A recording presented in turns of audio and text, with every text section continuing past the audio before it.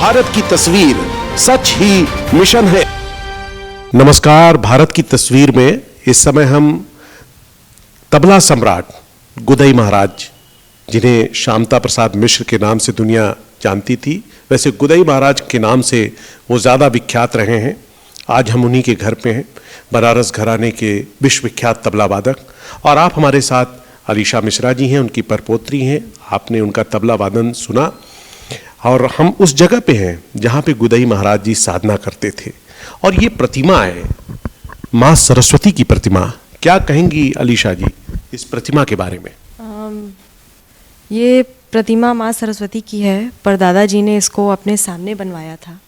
मतलब ऐसा हमें हमारी दादी बताती थी, हमारे दादाजी बताते हैं कि अपने सामने इन्होंने बनवाया था।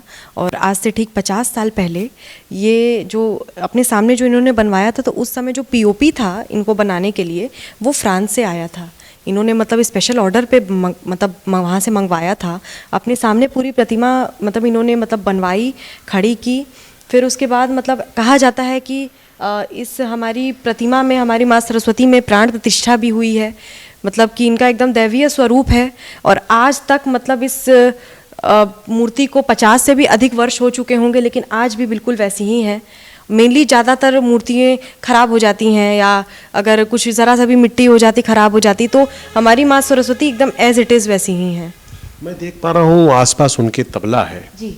ये तबला क्या महाराज जी से जुड़ा हुआ है? जी, ये उन्हीं से जुड़ा हुआ है। वो तबला के साधक थे, तो उन्होंने माँ सरस्वती के वीणा के संग संग तबला भी रखवाया, क्योंकि वो भी माँ सरस्वती ही है हमारी।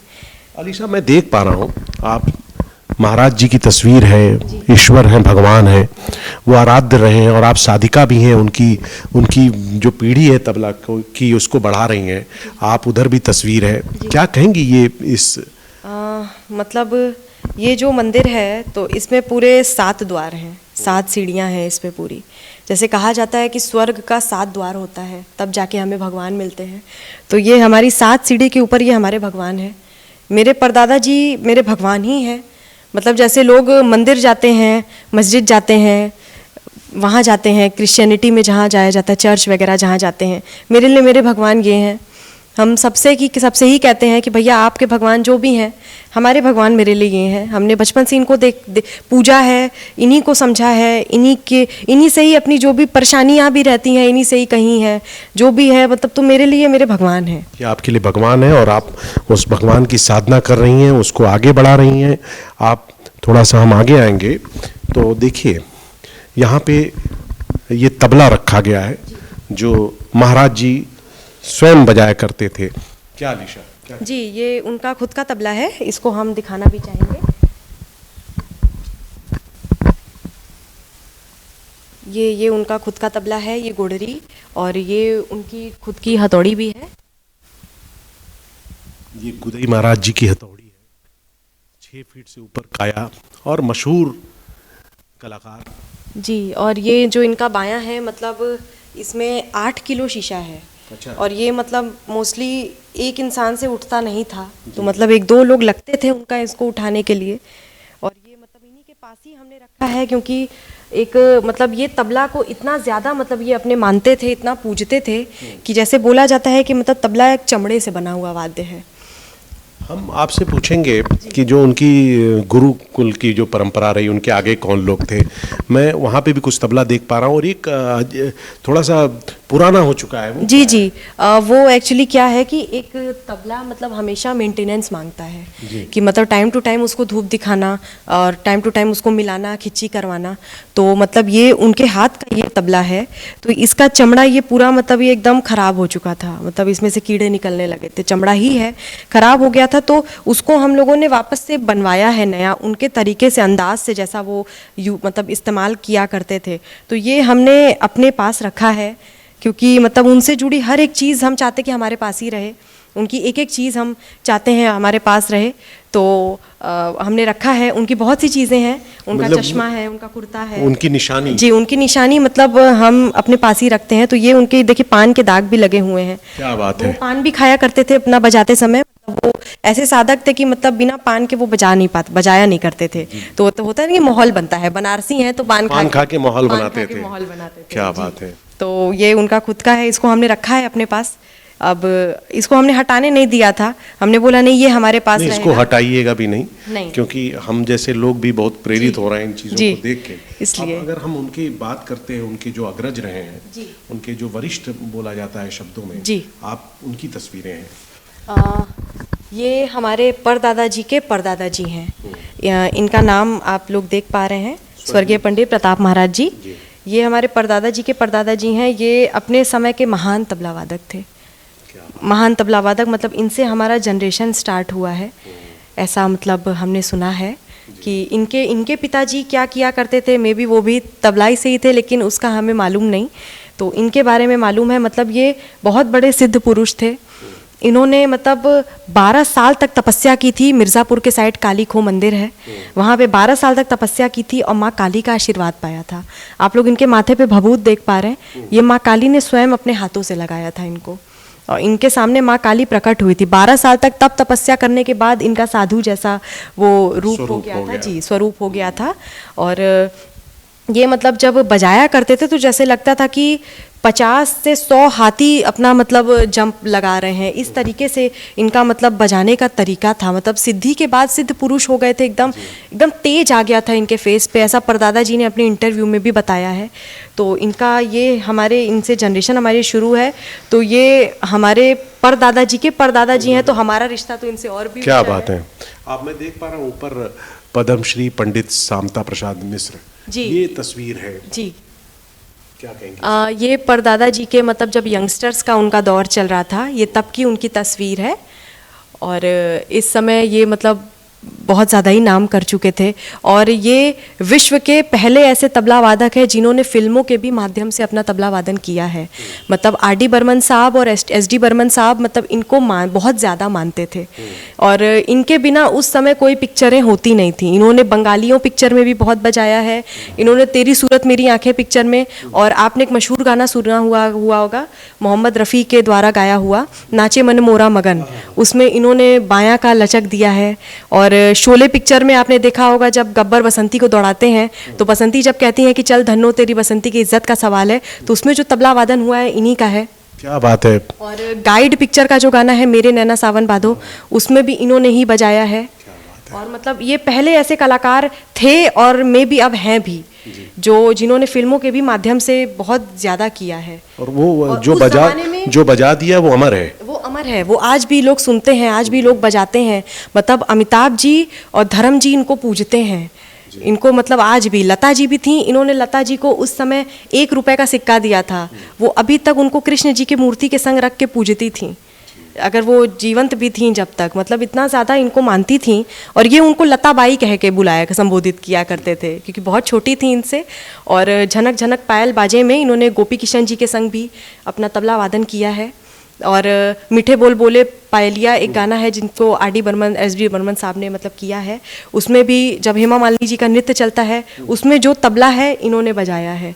और ये मतलब और उत्तम कुमार जी जो फेमस प्रोड्यूसर उस समय के थे, तो उनके संग भी इन्होंने फ्यूजन के माध्यम से बजाया है। ये मतलब इन्होंने तमामों पिक्चर में बजाया है उस समय की पिक्चर, और वो जो कि अमर है। और ये फोटो मोहम्मद रफ़ी साहब के संग है। मोहम्मद रफ़ी साहब इनके संग गंडा बंधन अपना करवाए थे, तबला ये भी बजाया करते थे, इनके संग गंडा बंधन कराए थे, और इनके बहुत ही अच्छे मित्र थे। इन लोगों की भी एक स्टोरी थी, मतलब उस ज़माने में गाने बजाने को बहुत अच्छा नहीं समझा जाता था, बोला जाता था अरे क्या है, बहुत बेकार चीज़ है।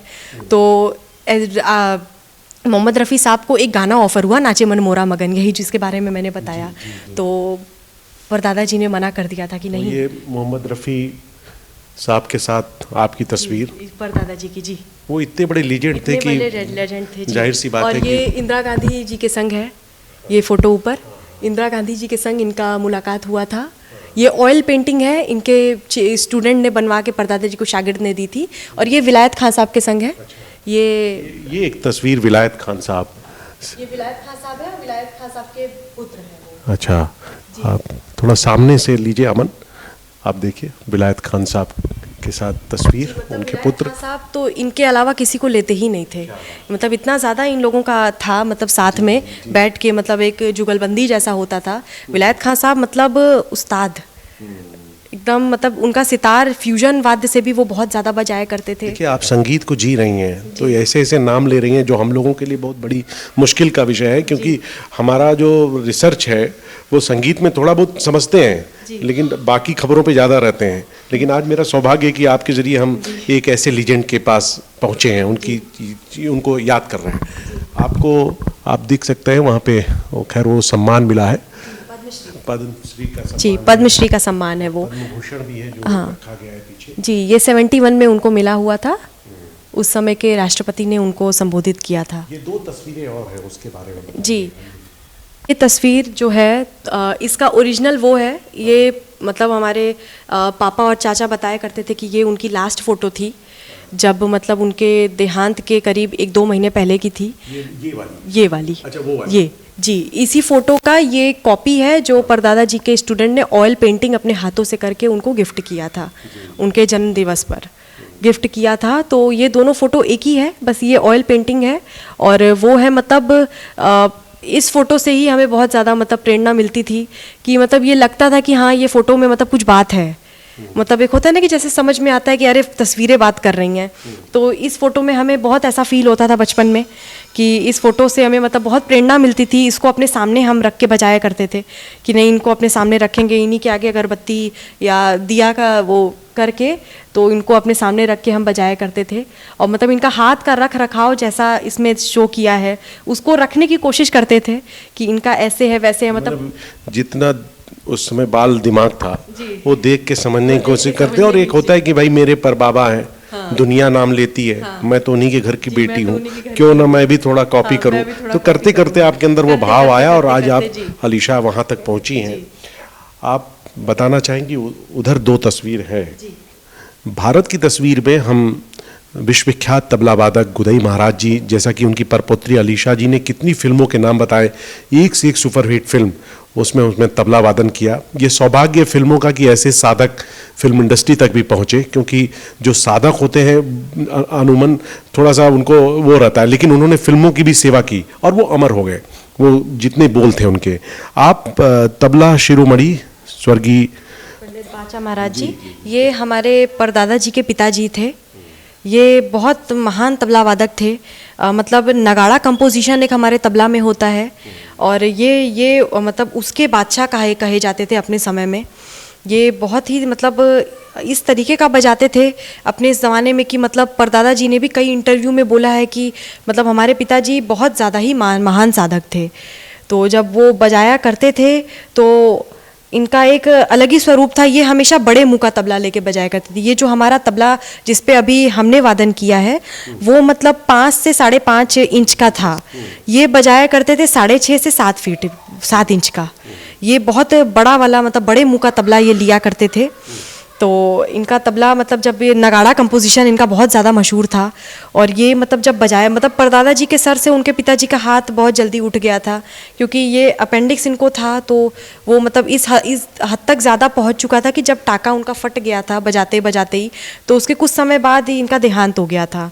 तो मतलब मात्र परदादा जी 9 या 10 साल के थे जब पिताजी का साया उठ गया था। जी, तो उन्होंने उनकी यादें रहीं जो वो लेके चले। और ये उनकी माता जी हैं। इन्होंने बहुत स्ट्रगल किया, मतलब अपने मतलब परदादा जी 2 भाई थे और 3 बहनें थीं। परदादा जी के मतलब 5 भाई बहन थे और मतलब बहुत ज़्यादा ही इन्होंने स्ट्रगल किया है हमारी परदादी जी ने।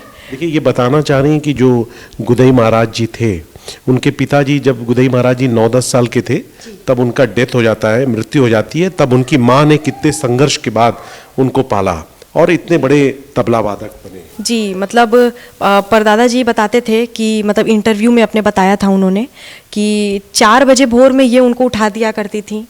और ये 4 बजे भोर में जब मतलब देवता लोग विद्या बांटते हैं ऐसे कहा जाता है, तो उस समय ज़माने में डिबरी जलता था, इसको डेबरी कहा जाता है, डेबरी जला करता था। तो उस समय ये अपना सुपारी काटती थी। और ये अपना साधना किया करते थे। तो 2 घंटा 4 से 6 बजे तक साधना करते थे।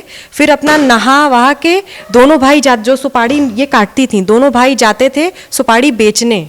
तो उससे जो पैसे आते थे तो उससे खाना अपना चलता था। 4 आना मिलता था उस समय में, मतलब बताते थे उससे हमारा चलता था। तो हमारी माँ ने बताए थे कि हमारी माँ ने बहुत संघर्ष किया है हमारे लिए, हम सारे भाई बहनों के लिए। और परदादा जी के छोटे भाई भी जो थे मतलब पंडित सुदई महाराज जी, उनका उपनाम कामता प्रसाद मिश्रा जी था। वो भी बहुत ही महान साधक थे, बहुत ही मतलब इस तरीके का उनका मतलब हाथ का रख रखाव था कि मतलब परदादा जी का भी कभी कभी अगर हाथ गड़बड़ हो जाता था तो वो ही सही करवाते थे। मतलब इतने डिसिप्लिन और इतने अनुशासित वो थे, परदादा जी से छोटे थे।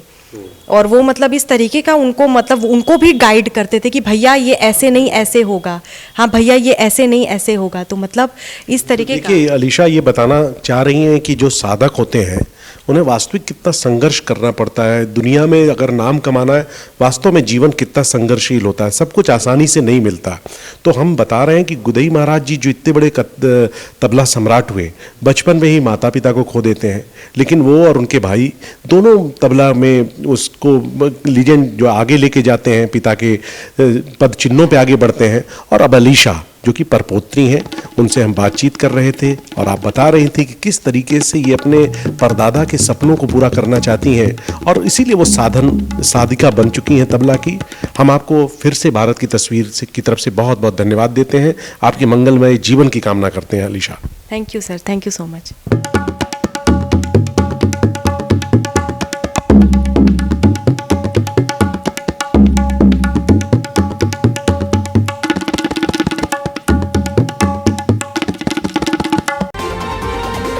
भारत की तस्वीर सच ही मिशन है।